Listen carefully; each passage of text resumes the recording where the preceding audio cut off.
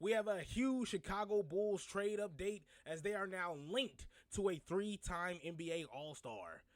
While fans are still reeling from the failed trade that could have sent Kobe White to the Orlando Magic, the Chicago Bulls have found themselves linked to 3-time NBA All-Star Bradley Beal. Hello, my name is Isaias Jackson Jr. Thank you guys so much for tuning in to Bulls Digest. We got to get into all the news and notes on Bradley Beal. Of course, his time with the Suns pretty much coming to an end, and now the Chicago Bulls being linked to having interest in Bradley Beal. However, 67.5% of you guys are not subscribed. 32.5% of you guys are. And as we mentioned before, we need some positivity going on here in this world. Everything has just been so negative and just disruptive of everyday life. So to get a little bit of a distraction from that, hit that subscribe button, like and share. And also, thank you guys so much for tuning into Bulls Digest. Let's jump right into it. The Bulls are a positive landing spot for Bradley Beal as the Suns actively explore avenues to part ways with the 3-time All-Star. This is coming from Jake Weinbach, of course, from the NBA. Bill does not have, Bill has a no trade clause in his contract, but Phoenix is reportedly preparing to offload the veteran guard, whether that's through trade or a record-breaking buyout this offseason. Now, I was clamoring for this. I wanted to do this so bad. I wanted to grab this story because I've mentioned before my time in Phoenix. Had a really fun time spending pretty much most of my NBA seasons with the Phoenix Suns. The Phoenix Suns were awesome, even though they didn't really put us on a pedestal because, of course, I wasn't working for CBS or, a really, really huge station. They still gave us everything that we've asked for, and they accommodated us with so much. So the Phoenix Suns, I just got to give them some love there. Definitely were helpful a lot, through and through. However, being there, being behind the scenes, being able to have a small conversation, not saying that I'm just sitting there chomping it up with Bradley Beal and Kevin Durant, having drinks with Devin Booker, nothing like that, but getting the chance to actually, just have a 2-second conversation, being there at the press conferences and asking questions, seeing them after the game, seeing them even after the press conference when they think what we're asking them are just stupid and idiotic and they want to rush out of there. Like you can hear the murmur, you can hear the, okay, let me just get, I'm done. Just let me run up out of here. But, to get to my point, there was a point in time where Bradley Beal had his Phoenix Suns introductory conference that I was actually a part of. And we got the chance. Shout out to Doug France. He introduced me to Bradley Beal. We talked about coming to America. Me or Bradley Beal never saw it. So if you guys want to clown on us about that, me and Bradley Beal never seen Coming to America. My boss had a reference to it, and me and Bradley just was like, well, I don't know what you're talking about. It was a hat that my boss was wearing, and we were like, we don't know where that hat come from. He's like, Coming to America, Eddie Murphy. We're like, no, never seen it. Sorry, brother. But it's saying that, like, Bradley Beal, just a really, really cool dude. And as the season progressed, it seemed as though he was the scapegoat, in more ways than one. Because at first it was like, okay, Devin Booker has to play point guard. Bradley Beal is not going to be the one. At first they thought that was the case. No, they moved Devin Booker to the one. Then Bradley Beal gets injured. You don't see him for the first 30 games in his introductory season with the Phoenix Suns. He comes back. The team doesn't get any better. Now, where do we point at? Who's pointing the fingers? And that was my biggest critique with the Phoenix Suns. And now I'm talking about 2 years ago, and I'm going to bring it back to now because you can see everything playing out. Because Bradley Beal himself, when the games was all over with, when the Phoenix Suns pretty much disappointed you, Devin Booker, Kevin Durant just moved on, talked about, well, we fought hard, but we're looking forward to the next game. We got to push forward, look at next game. Bradley Beal was the only one that would genuinely be like, no, we suck today. Like, we were awful. Like, Bradley Beal held himself accountable. He held him and his team accountable, and which is why I felt like his time in Phoenix is just so bogus. And not to say that they have done him completely dirty, but I definitely think they definitely didn't treat him the way that they should have. And Bradley Beal, even with what he's gone through, being injured in the beginning of that season, and of course the Phoenix Suns pretty much playing underwhelmingly these past couple seasons, it definitely was a huge gut punch. We were seeing the stock of Bradley Beal, of course, go down. Of course, it well, never really. Let's just say it stayed the same. It stayed the same. After he was traded from the Washington Wizards, we thought, of course, him going over to the Phoenix Suns. You're getting some help there. You're getting a whole lot of help. You're surrounded by a crazy amount of talent with Kevin Durant and Devin Booker, and then of course it just doesn't come to fruition, unfortunately. So, where does that leave us? That leaves us with this report right here. Potential reunion between Billy Donovan and Bradley Beal. Reunion in store as Bulls emerge as a landing spot for veteran guard from Joshua Rosenblum. Now, look, I'm going to be honest with y'all. I was hot. I was hot going through and reading this. It's not because of what Joshua wrote, or it's just the narrative with this whole thing. I don't think we should grab and go on and get somebody like a Bradley Beal just based off of a narrative. And I'll explain what I'm talking about right here. The Suns are actively exploring to part ways with the three-time All-Star who holds a no-trade clause, potentially leading to a record-breaking buyout or trade. This development could pave a way for an intriguing reunion between Bradley Beal and the Bulls head coach Billy Donovan, who coached the guard during his standout freshman year, of course, with the Florida Gators.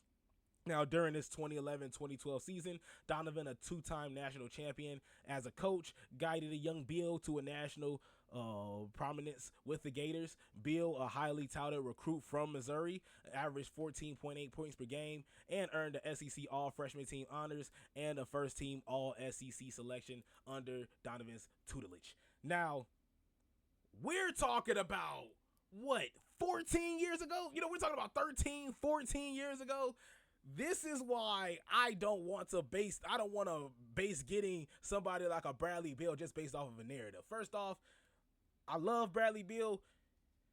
Don't think you're going to contribute much long term to the Chicago Bulls. Now, and get what I'm saying here. Now, let's just look at the stats here. Let's just look at what Bradley Beal was contributing for the Phoenix Suns. 17 points per game, 3 rebounds, 3 assists, 1 steal, 0.5 blocks per game, 2 fouls. He was shooting 49% from the field, 38% from the three-point range, 6'4", 31 years old.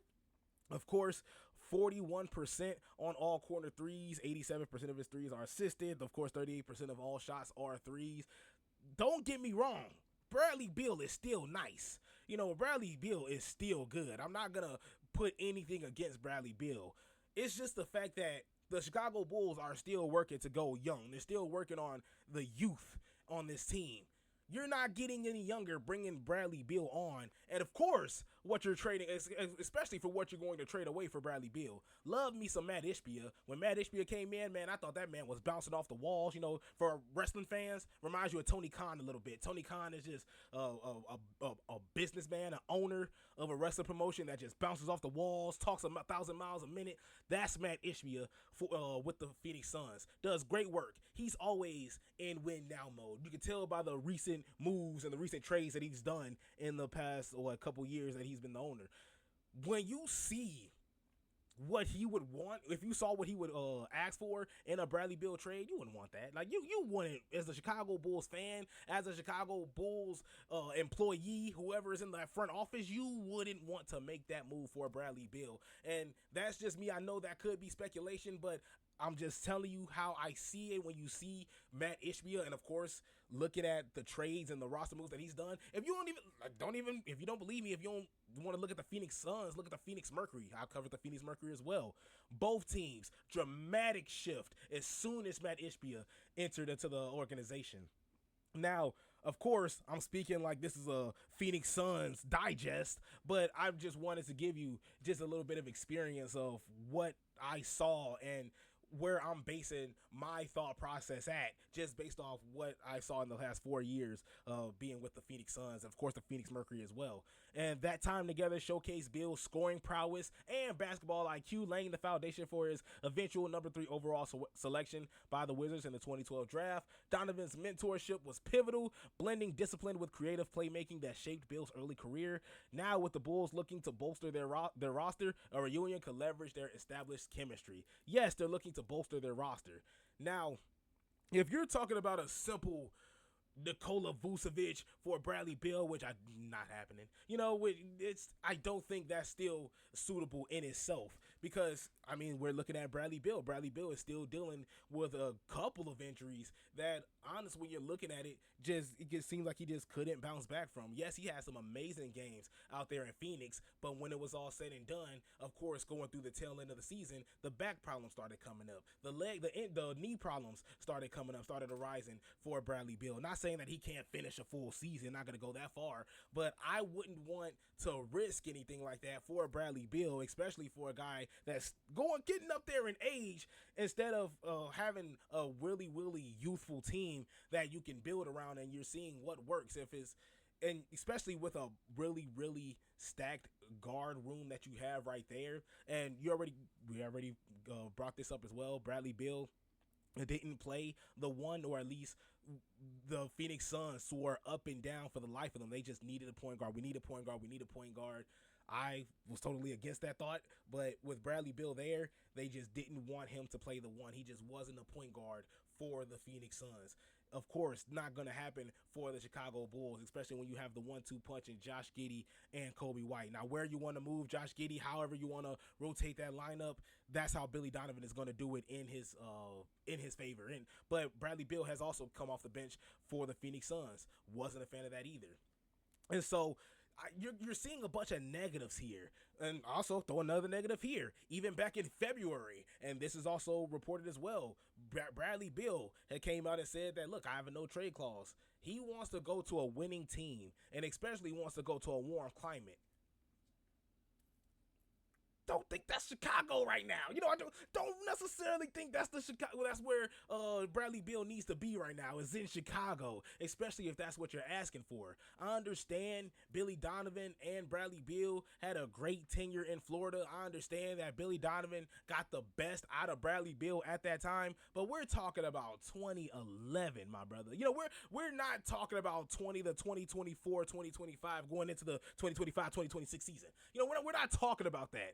We're not talking about going into the season with a 32-year-old Bradley Beal after trading away, of course, some younger guys, because Matt Ishbia isn't going to settle for just a Nikola Vucevic. I do think Matt Ishbia is going to get a little greedy with asking for a trade and giving up a talented player like a Bradley Beal, which is why I definitely don't think the Chicago Bulls should make this move, which is why I got hot in this myself, because look, Bradley Beal is an amazing player. I just think there's too many red flags that comes with Bradley Beal. And of course, we talked about the no trade clause. Well, you're looking at it right here.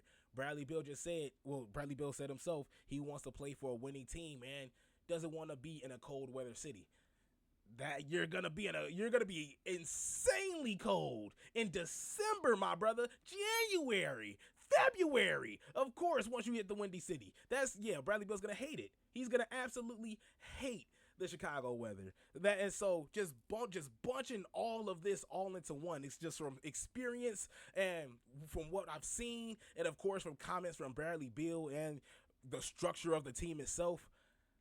I wouldn't want to make this move if I'm in the Chicago Bulls front office. But hey, what do you think? Do you think the Chicago Bulls should make this move? Do you think Bradley Beal is a great fit for the Chicago Bulls? Or do you think the Chicago Bulls should stay young and build with what they have here? And look, if you can see let's see what you could get with a Nikola Jokic trade. If you can still go young while still having some talent there at the center position, go for it. Absolutely go for it. Thank you guys so much for tuning in, and I'll see you guys next time.